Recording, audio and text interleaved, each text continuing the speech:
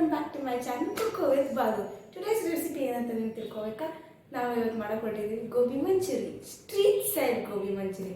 Come Balaji, start your gobi manchurian. ಇದು cabbage manchurian, ಆದರೆ ಇದು ಎಲ್ಲರೂ ಗೋಬಿ ಮಂಚೂರಿಯನ್ ಅಂತಾರೆ. ಇದು ಸ್ಟ್ರೀಟ್ ಸ್ಟೈಲಲ್ಲಿ ಸಿಗುತ್ತಲ್ಲ ಅದು ಕ್ಯಾಬೇಜ್ ಮಂಚೂರಿಯನ್, ಆದರೆ ಎಲ್ಲರೂ ಗೋಬಿ ಮಂಚೂರಿಯನ್ ಅಂತಾರೆ. ಈಗ ನಾವು ಕ್ಯಾಬೇಜ್ ಮಂಚೂರಿಯನ್ ಮಾಡೋಕ್ಕೆ ಈ ಕಪ್ಪಲ್ಲಿ 2 ಕಪ್ ಆಗೋಷ್ಟು, 2.5 ಕಪ್ ಆಗೋಷ್ಟು ನಾನು ಕ್ಯಾಬೇಜ್ ತೊಗೊಂಡಿದ್ದೀನಿ. ಸಣ್ಣದಾಗಿ ಹೆಚ್ಚಿಟ್ಕೊಂಡಿದ್ದೀನಿ.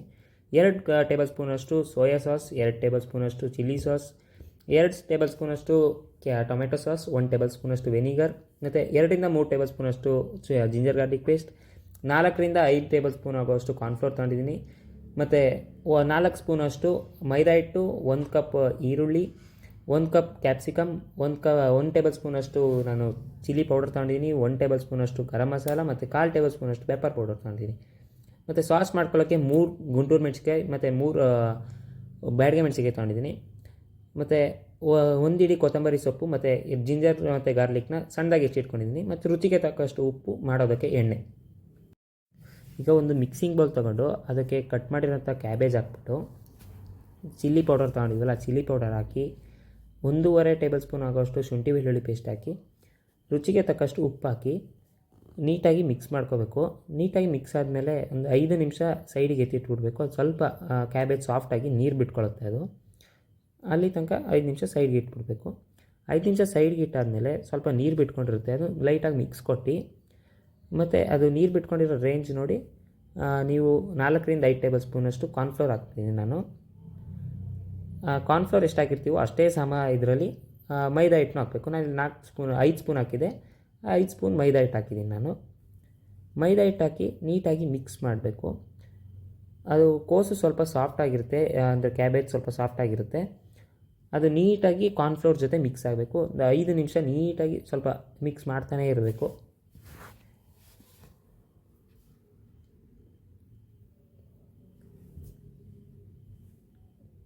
ನೀಟಾಗಿ ಮಿಕ್ಸ್ ಆದ ನಂತರ ಸ್ಟವ್ ಹಚ್ಚಿ ಎಣ್ಣೆ ಬಾಣಲಿ ಮಾಡಬೇಕು. ಎಣ್ಣೆ ಡೀಪ್ ಫ್ರೈ ಆಗೋಕ್ಕೆ ಎಷ್ಟು ಬೇಕೋ ಅಷ್ಟು ಹಾಕ್ಕೊಂಡಿರ್ಬೇಕು. ಇದನ್ನು ಚಿಕ್ಕ ಚಿಕ್ಕ ಉಂಡೆ ಮಾಡಿ ಹಾಕಬೇಕು. ಕೈ ನೀರು ಮಾಡ್ಕೊಂಡು ಹಾಕ್ತಾ ಇರಬೇಕು. ಉಂಡೆನ ಹಾಕುವಾಗ ಸಿಮ್ಮಲ್ಲಿ ಇಟ್ಕೋಬೇಕು ಸ್ಟವ್ನ. ಇದನ್ನು ಡೀಪ್ ಫ್ರೈ ಮಾಡಬೇಕೀಗ. ಸ್ವಲ್ಪ ಹಾಕಿದ ತಕ್ಷಣ ತಿರುಗಿಸ್ಬೇಡು, ಹಾಕಿ ಒಂದು 2 ಮಿನಿಟ್ಸ್ ಬಿಟ್ಟು ತಿರುಗಿಸ್ಬೇಕು. ತಿರುಗಿಸಾದ್ಮೇಲೆ ಡೀಪ್ ಫ್ರೈ ಆಗ್ತಾನೇ ಇರಬೇಕದು.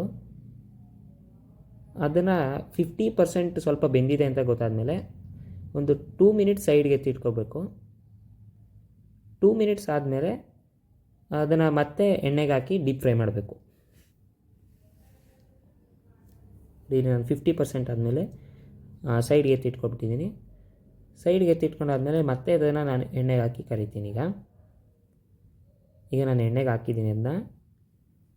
ಅದನ್ನು ಫುಲ್ಲು 100% ಆಗೋಷ್ಟು ಡೀಪ್ ಫ್ರೈ ಮಾಡಿದ್ದೀನಿ.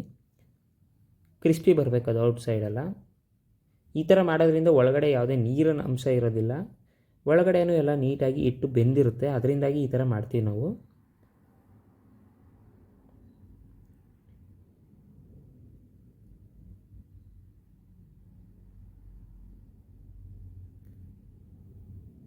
ನೋಡಿ ಈ ಥರ ಮಾಡ್ತಾಯಿದ್ರೆ ಅದು ಕ್ರಿಸ್ಪಿನೆಸ್ ಗೊತ್ತಾಗುತ್ತೆ ನಿಮಗೇನೆ ಬೆಂದಿದೆಯೋ ಇಲ್ವೋ ಅಂತ.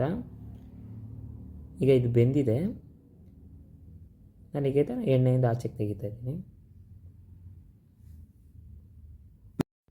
ಈಗ ಸ್ಟ್ರೀಟ್ ಸ್ಟೈಲಲ್ಲೆಲ್ಲ ಸಾಸ್ ಮಾಡ್ಕೊಂಡಿರ್ತಾರಲ್ಲ ಅವರು ಮೊದಲೇ ಸಾಂಬಾರು ಥರ. ಈಗ ಅದನ್ನು ಮಾಡ್ಕೊಳ್ಳೋಣ ನಾವು. ಅದನ್ನು ಮಾಡೋದಕ್ಕೆ ಆವಾಗಲೇ ಮೆಣಸಿನ್ಕಾಯಿ ತೆಗೆದಿಟ್ಕೊಂಡಿದ್ದಲ್ಲ, ಅದು ಎರಡೂ ಮೆಣಸಿನ್ಕಾಯಿ ಹಾಕಿ ಸ್ವಲ್ಪ ನೀರು ಹಾಕಿ ಪೇಸ್ಟ್ ಮಾಡ್ಕೊಂಡು ಬರೋಣ. ಈಗ ನಾನು ಪೇಸ್ಟ್ ಮಾಡ್ಕೊಂಡಿದ್ದೀನಿ ಅದನ್ನು ನೈಸಾಗಿ. ಸ್ವಲ್ಪ ತರಿ ಇದ್ರೂ ಓಕೆ. ಅದಕ್ಕೆ ನಾನು ಶುಂಠಿ ಬೆಳ್ಳುಳ್ಳಿ ಪೇಸ್ಟ್ ಮಿಕ್ಕಿತ್ತಲ್ಲ ಅದರಿಂದ 1.5 ಟೇಬಲ್ ಸ್ಪೂನ್ ಹಾಕಿದ್ದೀನಿ. ಅದಕ್ಕೆ ಸೋಯಾ ಸಾಸ್ ಹಾಕಬೇಕು. ಆಮೇಲೆ ಎಲ್ಲ ಟೊಮೆಟೊ ಕೆಚಪ್ ಮತ್ತು ಚಿಲ್ಲಿ ಸಾಸು, ವೆನಿಗರು 3 ಹಾಕಿ, ಗರಂ ಮಸಾಲ ಮತ್ತು ಪೆಪ್ಪರ್ ಪೌಡರ್ ತೊಗೊಂಡಿದ್ನಲ್ಲ ಅಷ್ಟನ್ನು ಹಾಕಿ 1 ಟೇಬಲ್ ಸ್ಪೂನು ಅಥವಾ 1.5 ಟೇಬಲ್ ಸ್ಪೂನ್ ಆಗೋಷ್ಟು ಕಾರ್ನ್ಫ್ಲೋರ್ ಹಾಕಿ ಸ್ವಲ್ಪ ನೀರು ಸೇರಿಸಿ ಮಿಕ್ಸ್ ಮಾಡ್ಕೋಬೇಕು. ಈಗ ನೋಡಿ ನಾನು ನೀರು ಸೇರಿಸಿ ಇದನ್ನು ಒಂದು ಅಳತೆಗೆ ತಂದಿದ್ದೀನಿ. ಅದಕ್ಕೆ ಸ್ವಲ್ಪ 1 ಕಪ್ ಆಗೋಷ್ಟು ನೀರು ಸೇರಿಸಿದ್ರೆ ಸಾಕು. ಈಗ ನಾನು ಗೋಬಿ ಮಾಡೋದಕ್ಕೆ ಎಣ್ಣೆ ತೊಗೊಂಡಿದ್ದೀನಿ, ಒಂದು 4ರಿಂದ 5 ಟೇಬಲ್ ಸ್ಪೂನು. ಆ ಎಣ್ಣೆಗೆ ಹೆಚ್ಚಿಟ್ಕೊಂಡಿದ್ವಲ್ಲ ಶುಂಠಿ ಬೆಳ್ಳುಳ್ಳಿ, ಆ ಎಣ್ಣೆಗೆ ಆದಮೇಲೆ ಹಾಕಿದ್ದೀನಿ ಅದನ್ನ. ಅದಕ್ಕೆ ಸ್ವಲ್ಪ ಫ್ರೈ ಆದಮೇಲೆ 1 ಕಪ್ ಈರುಳ್ಳಿ ಮಾಡ್ಕೊಂಡಿದ್ನಲ್ಲ ಆ ಈರುಳ್ಳಿ ಹಾಕಿದ್ದೀನಿ. ಈರುಳ್ಳಿ ಹಾಕಿದ್ಮೇಲೆ ಸ್ವಲ್ಪ ಫ್ರೈ ಆದಮೇಲೆ ಕ್ಯಾಪ್ಸಿಕಮ್ನ ಹಾಕಿ ಫ್ರೈ ಮಾಡ್ಕೋಬೇಕು. ಅದು ಫುಲ್ ಸಾಫ್ಟ್ ಆಗೋ ತನಕ ಫ್ರೈ ಮಾಡ್ಕೋಬೇಕು. ಇದನ್ನೆಲ್ಲ ಮಾಡುವಾಗ ಸ್ವಲ್ಪ ಐ ಫ್ಲೇಮಲ್ಲೇ ಇರಬೇಕು. ಅದು ಸಾಫ್ಟ್ ಆಗೋ ತನಕ ಫ್ರೈ ಮಾಡಬೇಕು.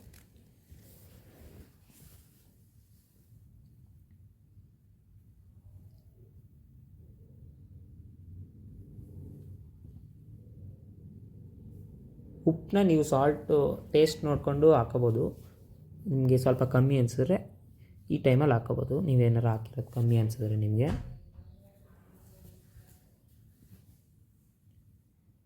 ಈಗ ಇದು ನಾನು ಸಾಸ್ ರೆಡಿ ಮಾಡ್ಕೊಂಡು ಇಟ್ಕೊಂಡಿದ್ನಲ್ಲ, ಅದನ್ನು ಸ್ವಲ್ಪನೇ ಹಾಕ್ತಾಯಿದ್ದೀನಿ.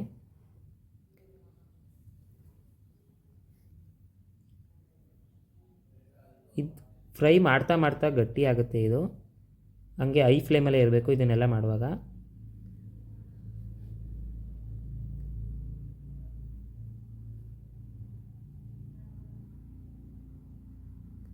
ನೋಡಿ, ಇದು ಸ್ವಲ್ಪ ಗಟ್ಟಿ ಆಗ್ತಾ ಬರ್ತಾಯಿದೆ. ಈಗ ನಾನು ಇದು ಐ ಫ್ಲೇಮಲ್ಲಿ ಇಟ್ಕೊಂಡಿದ್ದೆ. 2 ನಿಮಿಷದಿಂದ 3 ನಿಮಿಷದಲ್ಲಿ ಗಟ್ಟಿ ಆಗಿಬಿಡುತ್ತೆ. ಯಾಕಂದರೆ ಕಾರ್ನ್ಫ್ಲೋರ್ ಹಾಕಿರ್ತೀವಲ್ಲ, ಕಾರ್ನ್ಫ್ಲೋರು ಬೇಗ ಗಟ್ಟಿ ಆಗುತ್ತೆ. ಕೈ ಬಿಡ್ದಂಗೆ ಸ್ವಲ್ಪ ತಿರುಗ್ತಾ ಇರಬೇಕಷ್ಟೇ.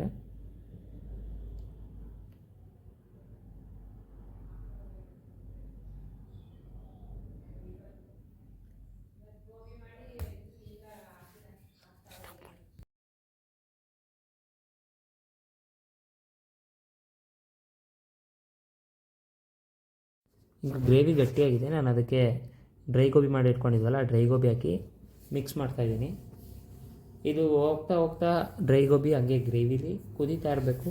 ಸ್ವಲ್ಪ ಮೀಡಿಯಮ್ ಐ ಫ್ಲೇಮಲ್ಲಿ ಇರಬೇಕು ಗ್ಯಾಸು.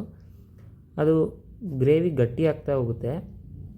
ಗ್ರೇವಿ ಏನಿತ್ತು ಅದು, ಮತ್ತು ಗೋಬಿ ಸ್ವಲ್ಪ ಸಾಫ್ಟ್ ಆಗ್ತಾ ಹೋಗುತ್ತೆ. ಸಾಫ್ಟ್ ಇದ್ದರೆ ಒಂದು ಸ್ವಲ್ಪ ಚೆನ್ನಾಗಿರುತ್ತೆ ತಿನ್ನೋದಕ್ಕೂ.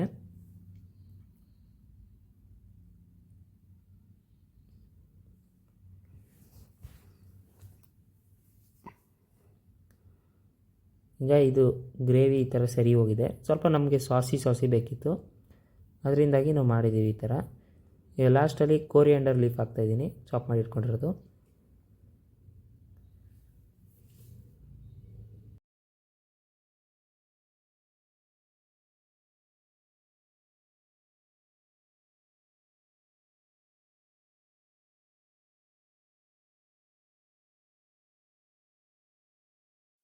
Guys, finally tasting time. ನೋಡೋಣ ಹೆಂಗಿದೆ ಅಂತ. ಫುಲ್ ಎಕ್ಸೈಟೆಡ್ ಆಗಿದ್ದೀವಿ.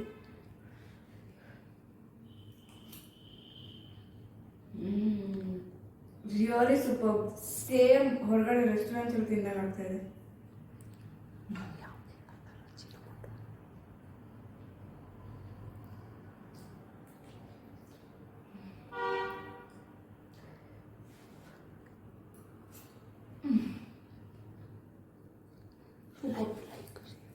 Like, share, comment ಮಾಡಿ.